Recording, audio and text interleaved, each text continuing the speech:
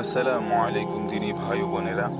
আমরা সবাই জানি এই দুনিয়া চিরস্থায়ী নয়। আজ সুস্থ আছি, কাল হয়তো জানাজায় শুয়ে থাকব। মৃত্যু আমাদের কাছ থেকে দূরে নয়।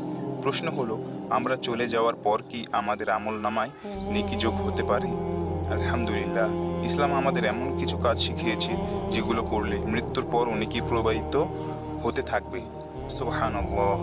আসুন আমরা জেনে নেই কি সেই আমল।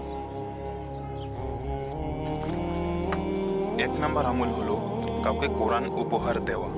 কারো হাতে সুন্দর মুসহাফ তুলে দেওয়া। যখনই সে কোরআন পড়বে, প্রতিবার আপনি তার থেকে নেকি পেতে থাকবেন। সুবহানাল্লাহ। দুই নম্বর আমল হলো হুইল চেয়ার বা প্রয়োজনীয় জিনিস দান করা। হাসপাতালে কেউ হুইল চেয়ার ব্যবহার করছে, প্রতিবার এর ব্যবহারের জন্য আপনি সওয়াব পেতে থাকবেন। সুবহানাল্লাহ।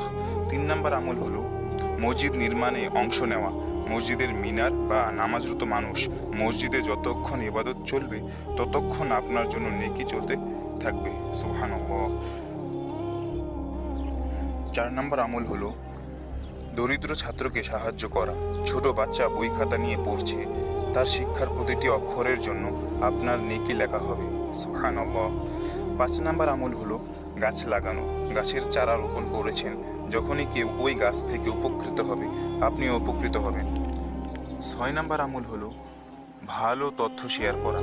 সোশ্যাল মিডিয়ায় ইসলামিক পোস্ট শেয়ার হচ্ছে, যদি আপনার শেয়ার করা তথ্য অন্যকে ভালো কাজের দিকে আগায়, আপনার জন্য নেকি লিখে দেওয়া হবে। সুবহানাল্লাহ।